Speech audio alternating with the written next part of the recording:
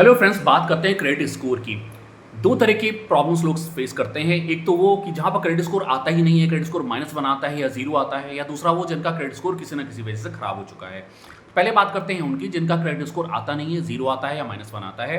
अब अचानक उनको किसी लोन की ज़रूरत पड़ती है, किसी बड़े लोन की, और वो किसी बैंक जाते हैं तो बैंक ये कहता है हम आपको लोन नहीं दे सकते क्योंकि आप क्रेडिट स्कोर आ ही नहीं रहा है या -1 आ रहा है। तो ऐसे केस में क्या करें? तो सबसे आसान जो तरीका हो सकता है वो ये हो सकता है कि या तो आप एक क्रेडिट कार्ड लीजिए, दूसरा आप किसी एफडी के अगेंस्ट लोन लीजिए, या तीसरा आप गोल्ड के अगेंस्ट लोन लीजिए।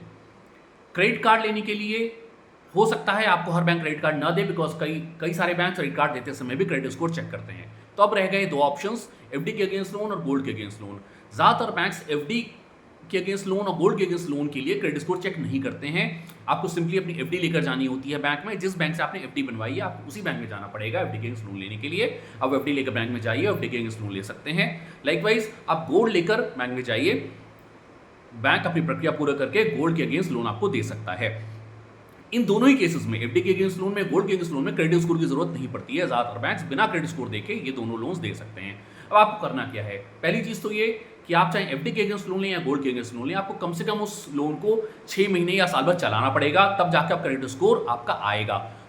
दूसरी बात यह है कि आपको इन दोनों केसेस में भी उस लोन को सही चलाना पड़ेगा, यानी कि हर महीने उसका ब्याज समय पर जमा करना पड़ेगा। अगर उसकी इंस्टॉलमेंट बनी है, किश्त बनी है, ईएमआई बनी है, तो उसकी ईएमआई को भी समय से डिपॉजिट करना पड़ेगा।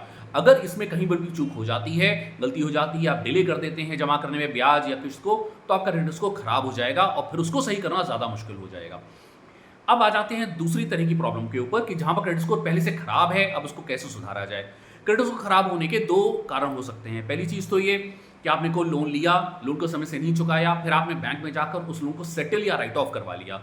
सेटल वहां पर होता है कि मान लीजिए कि लोन आपका 1 लाख रुपए का था, आपने 50,000 रुपए तो जमा किए, अब 50,000 रुपए बाकी रह गए, लोन आपका एनपीए हुआ, खराब हुआ। अब बैंक में गए, आपने कहा कि हम पूरा 50,000 रुपए जमा नहीं कर सकते हैं, तो बैंक ने आपको उसमें कुछ छूट दे दी, 20,000 रुपए की, 10,000 रुपए की या 5,000 रुपए की। आपने बाकी पैसे जमा किए, लोन आपका बंद हो गया, पर यह लोन सेटल्ड लोन कहलाएगा क्योंकि आपने पूरा पैसा बैंक के अनुसार जमा नहीं किया है। दूसरी कैटेगरी होती है राइट ऑफ की। राइट ऑफ क्या होता है कि आपने 1 लाख रुपए का लोन लिया, आपने 50,000 रुपए जमा किए, उसके बाद में जमा ही नहीं किए, तो बैंक क्या करता है? बैंक अपनी बुक्स को क्लीन रखने के लिए समय समय पर ऐसे पुराने खाते जो खराब हो चुके होते हैं, छोटे लोन्स जो होते हैं वो खराब हो चुके होते हैं, उन्हें अपनी किताबों से खत्म करता रहता है। तो आपका लोन तो खत्म हो जाएगा, लेकिन वो लोन राइट ऑफ की कैटेगरी में चला जाएगा। और सेटल्ड और राइट ऑफ दोनों ही केसेस में क्रेडिट स्कोर के ऊपर, सिबिल स्कोर के ऊपर बहुत ज्यादा ही बुरा प्रभाव पड़ता है। एक और कारण ये हो सकता है कि आपने लोन लिया है, आपने राइट ऑफ सेटल नहीं करवाया है, पर लोन की किस्तें आपने समय से जमा नहीं की हैं, लोन ओवरड्यू पोजीशन में चला गया। 30 दिन, 60 दिन, 90 दिन के बाद खाता एनपीए हो गया, लोन चल रहा है लेकिन एनपीए स्टेटस में है, ओवरड्यू स्टेटस में है। अब अगर कोई खाता ओवरड्यू स्टेटस में, एनपीए स्टेटस में है, राइट ऑफ सेटल नहीं हुआ है, तो उसको तो सुधारा जा सकता है। आप अपनी किस्तों को समय से जमा कीजिए, जितना पैसा पहले से ओवरड्यू है वो पूरा का पूरा जमा कीजिए, जितनी किस्तें टूटी हुई है वो सारा जमा कीजिए, और फिर वो क्रेडिट स्कोर आपका धीरे धीरे सुधरेगा। इसमें भी ऐसा नहीं है कि आपने आज पैसा जमा किया और आज आप क्रेडिट स्कोर सुधर जाएगा, ऐसा बिल्कुल नहीं होगा। आपको कम से कम 2 या 3 महीने उसको सही से चलाना पड़ेगा, तब जाके क्रेडिट स्कोर धीरे धीरे इंप्रूव होता है। अब अगर राइट ऑफ या सेटल के केस में आपका क्रेडिट स्कोर खराब हुआ है, तो उस केस में आपको उसी बैंक में जाना पड़ेगा। उस बैंक में जाके आपको ये पता करना पड़ेगा कि आपको अपने क्रेडिट रिपोर्ट में से राइट ऑफ सेटलमेंट वाला जो स्टेटस है वो हटाने के लिए कितने पैसे जमा करने हैं।